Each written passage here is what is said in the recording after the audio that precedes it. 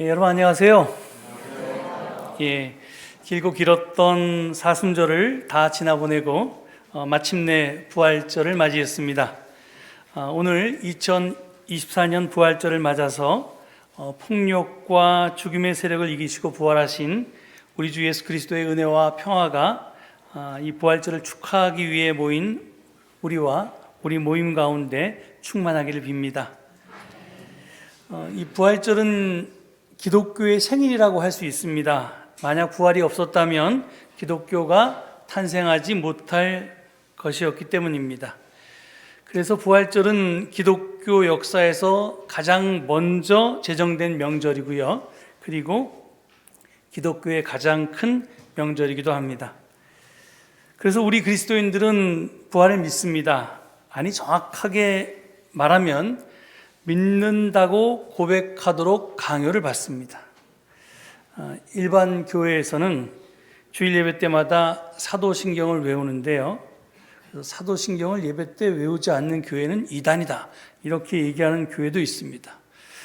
그렇지만 저는 꼭 그렇게 생각하진 않습니다. 저희 교회는 외우지 않습니다. 하여튼 그 사도신경을 외우면서 그 외아들 우리 주 예수 그리스도가 십자가에 못 박혀 죽으시고 장사한 지 사흘 만에 죽은 자 가운데서 다시 살아나셨다라고 되풀이해서 고백하도록 합니다. 그런데 아마 이 자리에도 그런 분들이 계실 줄 아는데, 사실 비그리스도인들이 그리스도인이 되고자 할 때 가장 큰 걸림돌이 바로 부활신앙입니다. 죽은 사람은 결코 다시 살아나지 못합니다. 이것은 인류의 경험이고요, 상식에 속합니다. 아까 준목님이 컴퓨터 게임 속에서 아마 등장인물들이 부활한다고 그랬는데, 사실은 그건 부활이 아니라 소생이라고 할 수 있고요. 그런데 그게 현실 속에서는 이루어지지 않습니다. 그런데 성경은 죽었던 예수님이 다시 살아났다고 증언을 합니다. 이해되지 않는 말이죠. 그런데 교회는 이를 자꾸 믿으라고 강요합니다. 왜? 부활을 믿지 못하면 그리스도인이 될 수 없다고 보기 때문입니다. 이런 주장은 고린도전서 15장 부활장에서 바울이 처음으로 기록으로 남겼습니다. 물론 바울은 이걸 아마 전에 들었을 텐데, 이걸 기록으로 처음 남긴 첫 기록은 우리가 바울의 고린도전서 15장에서 발견합니다. 성경 말씀을 잠깐 띄워주시겠어요? 거기 보면 그리스도께서 죽은 사람 가운데서 살아나셨다고 우리가 전파하는데 어찌하여 여러분 가운데 더러는 죽은 사람의 부활이 없다고 말합니까? 죽은 사람의 부활이 없다면 그리스도께서도 살아나지 못하셨을 것입니다. 그리스도께서 살아나지 않으셨다면 우리의 선포도 헛되고 여러분의 믿음도 헛될 것입니다. 이렇게 말합니다. 여러분, 이 본문을 볼 때 사실은 좀 주의 깊게 봐야 되는 것은, 예수님이 부활하셨기 때문에 다른 죽은 사람들도 부활할 것이다, 이렇게 바울은 말하지 않습니다. 죽은 사람이 부활했기 때문에 예수님도 부활할 것이다, 이렇게 얘기해요. 그러니까 바울이 뭘 얘기하는지 사실은 성경을 제대로 읽어보면 우리가 교회에서 들었던 얘기하는 다른 얘기를 하고 있다고 생각하실 수 있습니다. 하여간 제가 여러분께 묻고 싶은 것은, 여러분은 진짜로 죽은 사람이 부활을 믿습니까? 죽은 사람이 어떤 식으로 부활하지요? 성경은 두 가지로 죽은 사람의 부활을 이야기합니다. 하나는 영혼 불멸이고요, 다른 하나는 몸의 부활입니다. 제 선배 목사님 중에 매주 당신 설교 동영상을 열심히 저한테 링크해서 보내주시는 분이 계신데, 제가 그걸 꼭 다 듣진 않지만 하여튼 우연하게 요번에 잠이 오는 어떤 밤에 그분의 설교를 좀 들었는데, 그분이 오늘 설교에 도움이 될 말씀을 하셨습니다. 이 둘을 간단하게 이렇게 설명하셨습니다. 영혼 불멸은 허무에서 생겨난 것이고 몸의 부활은 억울해서 생겨난 것이다. 이게 무슨 말이냐면, 영혼 불멸은 사람이 죽으면 모든 것이 끝이고 무로 돌아간다는 것을 생각하면 이게 너무 허무하다는 거죠. 그래서 그 허물을 극복하고자 하는 열망에서 나온 것이 몸은 죽어도 영혼은 죽지 않는다는 영혼불멸 사상이고 신앙입니다. 반면에 몸의 부활은 사실은 마카베오서를 보면 구약의 외경인 거기서 보면 이 순교하는 자녀들에게 어머니가 하는 이야기에서 아주 자세하게 나와 있는데, 지금 이 세상에 만연한 불의와 부정이 언젠가는 바로 잡혀지리라는 염원에서 나왔습니다. 지금 내가 불의한 세력에 의해서 죽임 당하는데, 근데 내가 힘이 없어서 죽을 수밖에 없는데, 그런데 이게 끝이면 너무 억울하고 원통해서 못 살겠다. 그러니까 이 억울함이 언젠가는 풀어져야 되는데, 그 풀어지는 방법을 몸의 부활이라고 하는, 언젠가 그날이 오면, 종말이 오면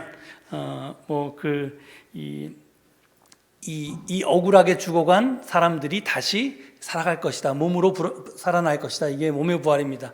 왜 몸이냐면 그 몸이 상처받고 고난받고 죽임당하고 고문당하고 그랬기 때문에 그 몸이 부활해야지만 의미가 있기 때문에 몸의 부활을 이야기한 겁니다. 즉 몸의 부활은 정의에 대한 갈망의 표현인 것입니다. 성경에는 이 두 가지 생각과 신앙이 섞여 있습니다. 그런데 그 양을 보면 영혼 불멸보다는 몸의 부활이 월등히 많고, 몸의 부활이 기독교가 말하는 부활의 진수고 핵심이기도 합니다. 그런데 몸의 부활은요, 육체의 부활과는 다른 것입니다. 그래서 바울은 조금 아까 소개한 부활장인 고린도전서 15장에서 이렇게 말합니다. 다음 성경 구절 보여주시겠어요? 예. 여기 보면 그리스도께서 죽은 사람 가운데서 이건 아닙니다. 이 다음입니다. 예. 죽은 사람의 부활도 이와 같습니다. 썩을 것으로 심는데 썩지 않을 것으로 살아납니다. 비천한 것으로 심는데 영광스러운 것으로 살아납니다. 약한 것으로 심는데 강한 것으로 살아납니다. 자연적인 몸으로 심는데 신령한 몸으로 살아납니다. 자연적인 몸이 있으면 신령한 몸도 있습니다. 이렇게 증언하고 있습니다. 바울의 설명대로라면 자연적인 몸으로 죽었다가 자연적인 몸으로 다시 살아나는 것은 몸의 부활이 아닙니다. 그건 육체의 부활이고요. 다른 말로 하면 소생입니다. 자연적인 몸으로 죽었다가 신령한 몸으로 다시 살아나는 것이 바로 몸의 부활입니다.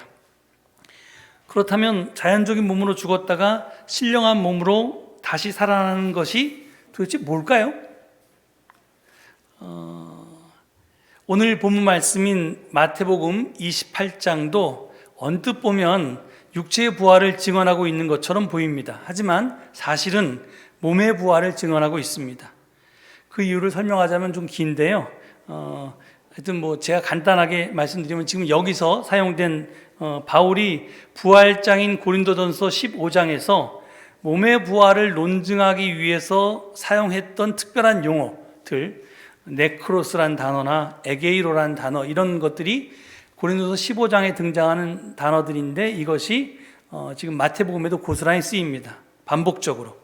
그래서 그것만 보아도 우리가 그것을 확인할 수 있습니다. 네크로스는 죽은 사람이라고 번역이 되어 있고요. 에게이로는 살아나셨다라는 말로 번역되어 있습니다. 앞에서 몸의 부활은 왜 생겼다고 했죠? 억울해서. 많은 그리스도인들은 예수님이 죽기 위해서 세상에 오셨다고 믿고 있습니다. 이거 아주 잘못된 믿음입니다. 십자가에서 달려 돌아가시기 위해서 예수가 이 세상에 태어났다. 이 말은 예수님의 삶의 목적은 죽음에 있었다는 뜻인데, 이는 사실이 아닙니다. 죽기 위해서 태어난 사람은 없습니다. 물론 사람은 누구나 태어나서 살다 보면 언젠가는 죽게 마련이지만 죽기 위해서 태어난 것은 아닙니다. 예수님도 마찬가지입니다. 예수님은 죽기 위해서 세상에 오신 것이 아닙니다. 오히려 세상에 생명을 주기 위해서, 생명을 주시려고 이 세상에 오셨습니다. 즉 죽으러 오신 것이 아니라 살리러 오셨습니다. 세상에 생명을 주시어서 모든 사람이 그 생명을 풍성하게 누리게 하려고 오셨습니다. 그런데 죽임의 세력이 그런 예수님을 십자가에 못 박아 죽여버렸습니다. 예수님을 처형했습니다. 예수님은 생명을 거스리는 불의한 세력에 의해서 살해당했습니다. 자연사한 것도 아니고 사고로 죽은 것도 아니고 자살로 죽은 것도 아니었습니다. 예수님은 살해당했습니다. 따라서 예수님의 몸의 부활은 사람이면 누구나 겪는 자연적인 죽음의 극복이 아니고 불의한 세력이 저지른 죽임의 극복입니다. 이렇듯 성경이 말하는 부활은 자연적인 죽음에 대한 승리가 아닙니다. 불의한 세력이 자행한 죽임에 대한 승리입니다.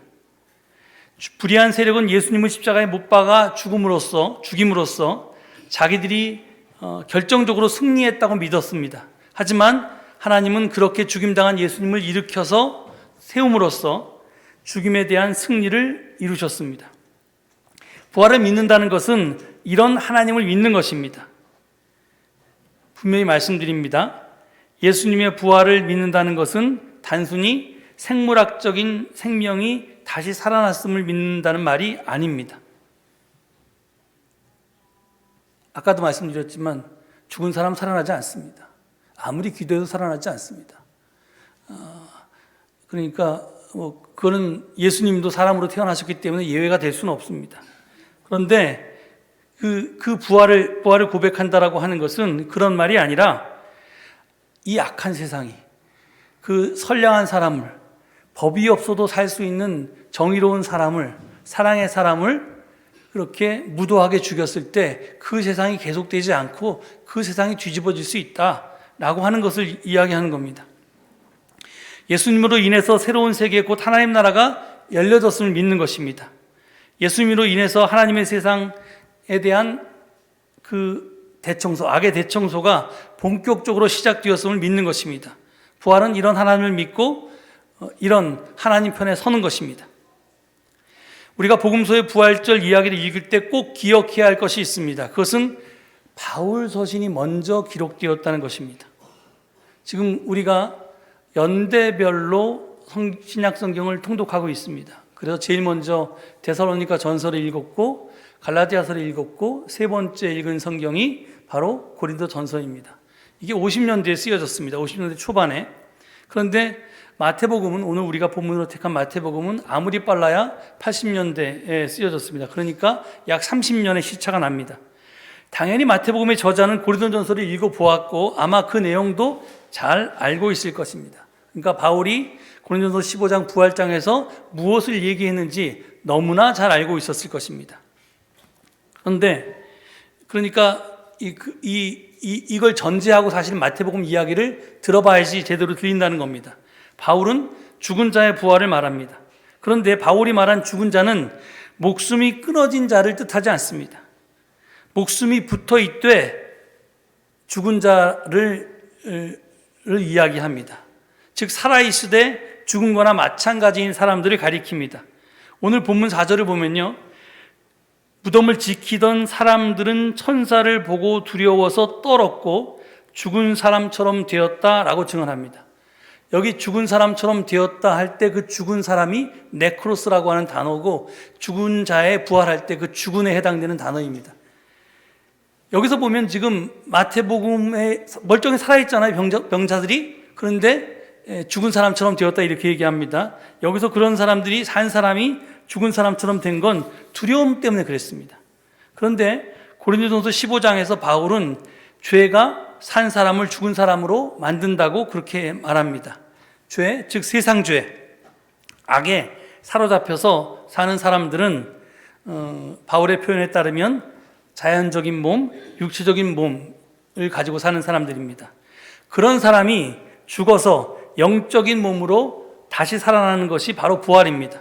그러니까 내가 이제껏 세상의 가치, 그게 세상 죄죠. 세상이 옳다고 이야기하는 것, 세상이 최고라고 여기는 것, 그것이 맞다고 생각해서 열심히 그렇게 살아간 것이 그게 자연적인 몸, 육체적인 몸으로 살아가는 인간이고, 거기서 그렇게 사는 게 아니구나. 하나님의 뜻은 그게 아니었구나. 그래서 하나님의 영으로 새로운 가치로 이제 무장해서 살아가는 사람이 바로 바울이 얘기한 영적인 몸으로 살아가는 사람입니다. 그래서 이렇게 육적인 몸이 묻혔다가 영적인 몸으로 살아나는 것이 바로 부활이라고 바울은 설명하고 있습니다. 그런데 이 부활이라고 지금 살아났다, 부활했다라고 할 때 쓰인 단어가 제가 에게이로라고 했죠. 이 에게이로라고 하는 단어는 일어난다라고 하는 뜻입니다. 악의 세력, 폭력의 권세, 불의의 힘 등에 짓눌려서 거기에 사로잡혀서 거기에 가위 눌려서 살아있어도 죽은 사람같이 살아왔던 사람들이 그것으로부터 일어나는 것, 봉기하는 것이 바로 부활입니다. 마태복음은 예수의 부활을 증언하고 있지만 사실은 예수님의 부활은 제자들의 부활과 동시적인 사건입니다. 그래서 천사는 갈릴리로 가서 예수 부활의 소식을 제자들에게 전해서 그들도 예수처럼 일어나라고 그렇게 전하라고 당부하고 있는 것입니다. 여러분은 하나님이 죽음의 세력을 물리치고 승리하실 것을 믿습니까? 비록 세상에서는 불의가 득세하지만 끝내는 정의가 이길 것이라고 믿습니까? 악한 세상 한복판에서 포기하지 않고 끝까지 선을 행하면 마침내 하나님 보시기에 참 좋은 세상이 다시 도래하리라고 믿습니까? 그렇다면 여러분들은 부활을 믿는 사람들입니다. 그리고 그 부활을 믿는 사람은 이제 그 믿음을 우리의 삶으로 입증해야 됩니다. 조금 아까 우리 주목님이 부활의 증인에 대해서 이야기했는데 그건 목격자라는 뜻이 아닙니다. 증인은 목격자라는 뜻도 있지만 사실은 바울이 이 고린도서 15장에서 이야기한 건 자기의 삶을 통해서 예수 그리스도의 삶을 드러낸 사람들을 이야기합니다. 그러니까 이제 그것이 이제 증언자, 증인들입니다. 그러니까 예수처럼 사는 겁니다. 예수님이 악 앞에서 굴복하지 않고 끝끝내 그 악에 저항했듯이 아무리 절망스러운 상황이 닥쳐도 절망하지 않고 희망하면서 살았듯이 기독교가 말하는 믿음은요, 믿어지지 않는 것을 믿는 게 믿음이다. 이런 제가 이 강단이라서 정말 무슨 말을 하지 못할 텐데 그런 말 하는 거 아닙니다. 기독교가 말하는 믿음은 그런 게 아닙니다. 믿어질 만한 걸 믿는 게 무슨 믿음이냐? 믿어지지 않기 때문에 믿어야 되는 게 진짜 믿음이지. 이런 정말 막말이서는 없다고 생각합니다. 기독교가 말하는 믿음은요, 희망 없는 가운데 희망하는 겁니다. 절망 가운데 희망하는 것이 기독교가 말하는 종말론적인 믿음입니다. 믿어지지 않는 걸 믿는 게 아닙니다.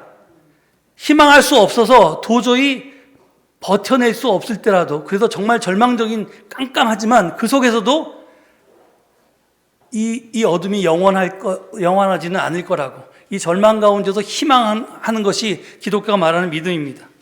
그렇기 때문에 우리는 부활을 믿는다는 건 이 희망을 잃지 않고 살아가는 것입니다. 하늘은 스스로 돕는 자를 돕습니다. 하늘은 아무나 돕지 않습니다. 스스로 돕는 자를 돕습니다. 그러니까 저항해야 하고요. 그래야지만 개혁이 되고요. 포기하지 않아야지만 언젠가 우리의 꿈이 실현됩니다. 십자가 없는 부활은 없습니다. 나의 참여가 없는, 우리의 동참이 없는 하나님 나라도 없습니다. 흔히 기독교를 무슨 타력 구원이라고 말합니다. 저는 이 말이 전적으로 틀렸다고 생각합니다. 말도 안 되는 이야기라고 생각하는데 그냥 그렇게 편하게 얘기하죠. 그러면 불교처럼 기독교가 자력 구원이냐? 그것도 더더욱 아니죠. 기독교의 구원과는 타력 구원과 자력 구원이 섞여 있는데요. 이걸 아주 쉽게 표현하면 나 혼자는 못하지만 나 없이는 못한다는 말입니다. 다른 말로 하면 하나님 혼자도 못하지만 하나님 없이도 못한다는 말과도 같습니다. 하나님 혼자는 못하시고 하나님 없이도 못하고 나 그리고 너 우리가 혼자는 못하지만 나 없이도 못하는 게 그게 기독교의 구원관입니다. 그렇기 때문에 제가 누누이 강조하는 협력적 종말론이라는 걸 하는 겁니다. 하나님과 내가 하나가 되어서 함께 협력해서 이루어 나가는 것이 우리의 구원이고 하나님 나라입니다. 부활도 마찬가지입니다. 그런 의미에서 우리는 오늘 부활절에 스스로에게 물어야 합니다. 나는 숨 쉬고 있으니까 산 사람입니까? 아니면 숨은 쉬고 있지만 희망 없이 또는 아무런 저항 없이 그냥 복종하고 사는 그런 죽은 자입니까? 육체적인 몸의 사람입니까? 아니면 영적인 몸의 사람입니까? 2024년 부활절을 맞아서 예수님처럼 또 제자들처럼 우리는 일어나야만 합니다. 봉기해야 합니다. 폭력과 큰 힘 앞에 고개 숙이지 말고 당당할 수 있어야 합니다. 악에 순응하지 않고 저항할 수 있어야 합니다. 불의에 침묵하지 말고 심판할 수 있어야 합니다. 이번 저는 4월 총선이 그런 기회가 될 수 있을 것이라고 믿습니다. 여러분 모두 그 총선을 통해서 역사의 부활을 경험할 수 있는 우리 모두가 될 수 있기를 간절히 축원합니다. 오늘 말씀을 되새기시면서 침 가운데 잠시 기도하시겠습니다.